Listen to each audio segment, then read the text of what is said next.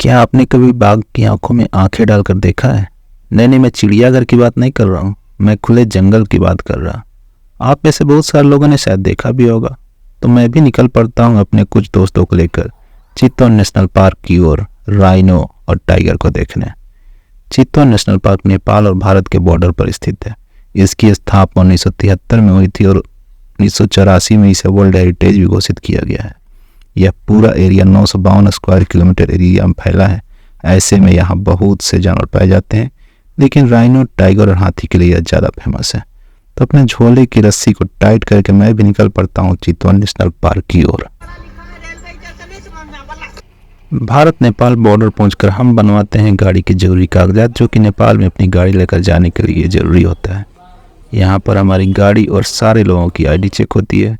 वहीं पास की दुकान से हम लोग नेपाली सिम कार्ड लेकर आगे की यात्रा के लिए निकल पड़ते हैं।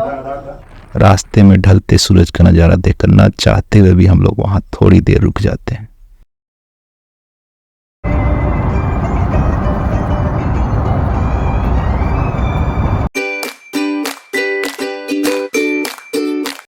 तो कल जब हम लोग वहाँ से निकले थे तो यहाँ पर पहुँचते पहुँचते काफ़ी रात हो गई थी। रास्ते बहुत ज़्यादा ख़राब हैं, अभी अंडर कंस्ट्रक्शन है सारे रास्ते। तो यहाँ पर हम रुक गए थे। यहाँ नारायणगढ़ जगह है नेपाल में, यहाँ पर हम लोग रुक गए थे और रात के करीब 12 बजे यहाँ पर हम लोग पहुँचे थे और अब हम लोग निकल रहे हैं चितवन। ये मैंने सारे बैग वैग पैक कर लिए हैं, मुझे पहनने हैं बस जूते और रेडी टू गो। सुबह में हमें नाश्ता मिल नहीं पाता तो हम लोग भुने हुए मक्के ही खा लेते हैं। भाई मैं सुबह में बिन बुन कुछ खाए तो रह नहीं सकता। चितवन पहुंचकर हम लोग बुक करते हैं जंगल सफारी के लिए जीप। तो चल चुके हैं जंगल सफारी। हम लोगों ने ये गाड़ी बुक किया है। ये पूरा ओपन है, मेरे पीछे देख रहे हैं, ये पूरा ओपन है और हम लोगों ने इसे 6,500 नेपाली में बुक की।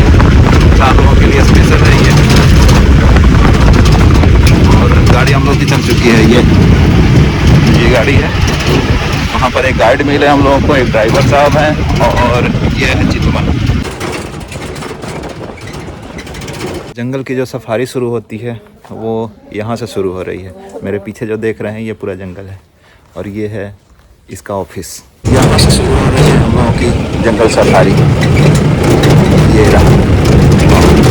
हमारे जो गाइड भैया हैं वो हमें चितवन के बारे में बहुत कुछ बताते जाते हैं, जिनमें से यहाँ कब क्या देख सकते हैं, किस जानवर का बिहेवियर कैसा होता है, कौन से जानवर को कैसे ट्रेस करना है, आदि आदि आदि आदि। जैसे कि हम लोग उसको देखने के बाद ज़्यादा हल्ला करते हैं तो पॉइंट आउट करते हैं तो वो लोग डर जाते हैं।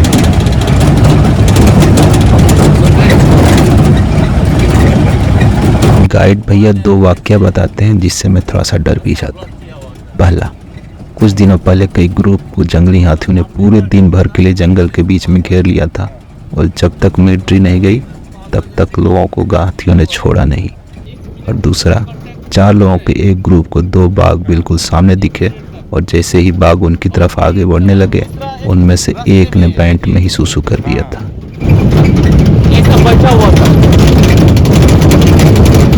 फिर बाद में 15 मिनट तक वेट किया हम लोगों ने।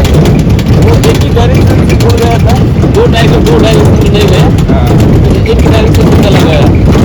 इधर गाड़ी नहीं आया। बीच चेक पोस्ट पे फोन आया, इधर थोड़ा प्रॉब्लम है तो बाकी गाड़ी निकलने के लिए टाइम लगेगा। और बाद में वो एक क्वार्टर से 2 जीप मंगा के 12 गोली ऑयल फायर थे। और उन लोगों ने स्पॉटिंग करके रिवर के पास में आए और क्रॉस के आउट कर दिया। 12 गाड़ी निकल, एक गाड़ी के साथ लोग रहते हैं। हम लोग गाइड भैया की कहानियाँ सुनते जा रहे थे और आगे बढ़ते जा रहे थे बाघ की खोज में। ये नाइट स्टे की प्रपोजल से बना है। उसके बाद उसके दोस्त ने उसको इतना मजाक उड़ाया ना, तो वो लड़की पूरा अपसेट था दिन भर। अलिकति ब्याक गर्नु सरी, पूरा अपसेट होकर बैठा हुआ।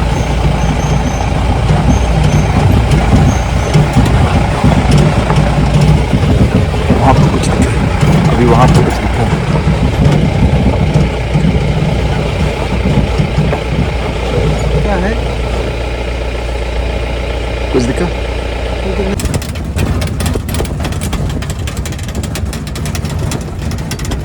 ये हम लोगों का है चितवन सफारी जंगल।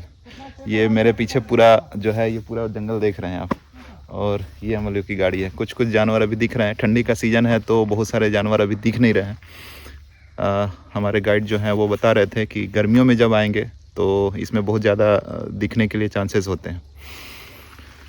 चलो कोई नहीं, अभी तो हिरन दिखे, कुछ पंछियाँ दिखी। हम लोग राइनो की खोज कर रहे हैं, देखते हैं राइनो मिलते हैं कि नहीं। रास्ते में हम लोगों को चिड़ियों की कई प्रजातियाँ, सांभर, हिरण, सियार, चीतल आदि भी देखने को मिले। और हाँ, एक राइनो भी देखने को मिला।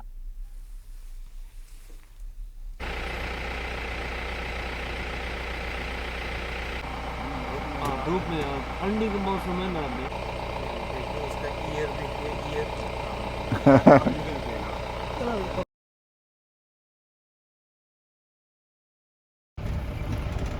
काफ़ी देर जंगल में घूमने के बाद भी हम लोगों को टाइगर तो नहीं दिखा, क्योंकि टाइगर देखना इतना आसान भी नहीं था। गाइड भैया ने बताया कि गर्मी के दिनों में हाई चांसेस रहते हैं टाइगर या कोई भी एनिमल देखने के। तो हमने भी एक प्रॉमिस उनसे कर दिया, अगले गर्मी के सीजन में मैं फिर से आने की। फिर मैं चल पड़ता हूँ 20 हजारी ताल देखने।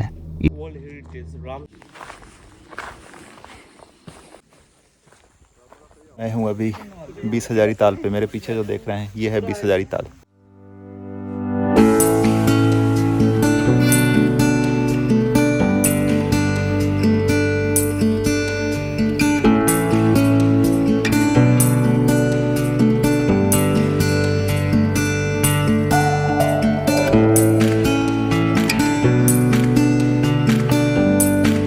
इतना शांत और सुंदर जगह देखकर मैं वहां थोड़ी देर बैठ जाता।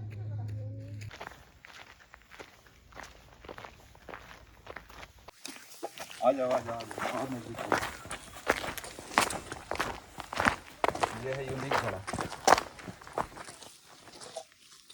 पानी भर के रखा हुआ है इसमें, जमीन के नीचे है, पूरा दबा हुआ,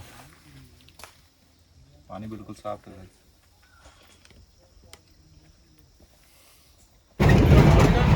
थोड़ी क्या, काफ़ी देर यहाँ रुकने के बाद हम लोग जंगल सफारी को बाय बाय कहते हैं, फिर से आने के वादे के साथ। फिर से पहुँच गए हम लोग। ओके, थैंक यू, नमस्ते।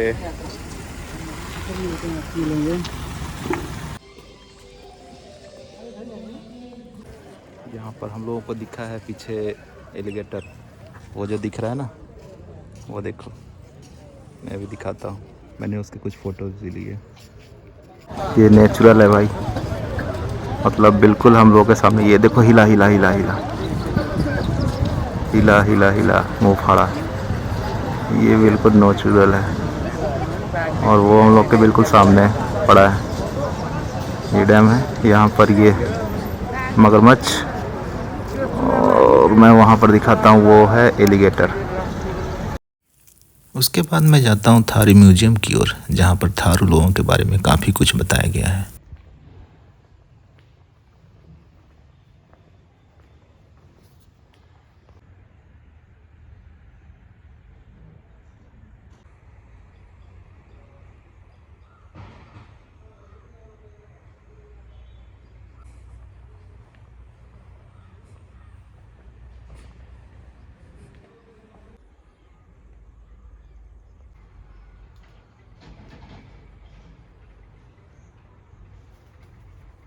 ये जो म्यूज़ियम है, एक्चुअली में थारू जो कल्चर है, थारू जो जनजाति है, जो कल्चर है उसको दिखाने के लिए, यहाँ के लोग कैसे रहते हैं, उनका घर कैसा होता है।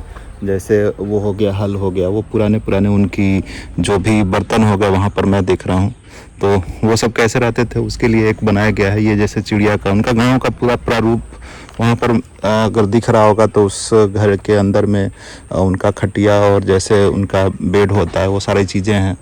वो एक पालना जिसको हम लोग कहते हैं, बच्चों का होता है, तो वो बनाया गया है और काफ़ी अच्छा सा बनाया गया है।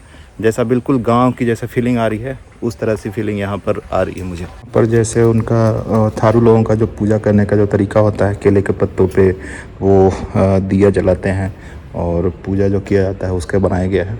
और काफ़ी दीवार पर भी पेंटिंग बनाई गई है कि कैसे उन लोग रहते हैं और क्या क्या उनका जो जीवनचर्या होता है वो सब कैसे होता है, ये सारी उसमें चीज़ें बताई गई हैं। तो मेरे पीछे जो देख रहे हैं ये है थारू कल्चरल सेंटर। यहाँ पर शाम में एक प्रोग्राम भी होता है, शाम को 7:30 बजे यहाँ पर एक प्रोग्राम भी होता है थारू कल्चर, जिसमें दिखाया जाता है उनका डांस और जो भी कल्चर की जो भी चीज़ें होती हैं, लेकिन वो शाम को 7-7:30 बजे। बहुत ज़्यादा बहुत बढ़िया है।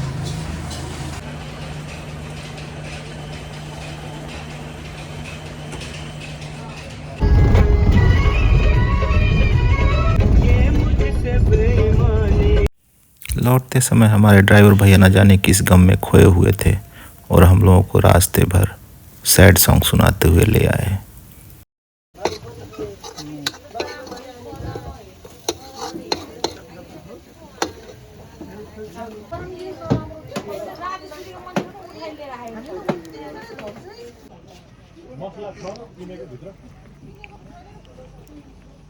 भाई ऐसा है कि अभी हम लोग फंस चुके हैं जाम में। मेरे पीछे काफ़ी दूर तक, काफ़ी लंबी, करीब 4-5 किलोमीटर लंबी ट्रकों की लाइन लगी हुई है, जाम लगा हुआ है। जाम जाम जाम जाम, यहाँ से वहाँ तक पूरी गाड़ियों की लाइन लगी हुई है भाई, पूरी। ये सब देखो, ये यहाँ से यहाँ तक पूरी गाड़ियों की लाइन लगी है। ऐसा बता रहे थे वहाँ पर पीछे में ट्रक कोई पलटी है, ये पूरी ट्रक पलट गई है। ये वहाँ से कुछ लोग हैं वहाँ पर, वो हटा रहे हैं उसको, और ये जेसीबी लगी हुई है यहाँ पर, ये उसे हटाने के लिए। काफ़ी बड़ी सी ट्रक है ये पूरी, और ये पूरी पलट गई है।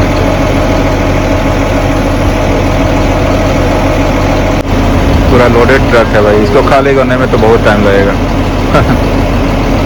2-3 घंटे तो गए।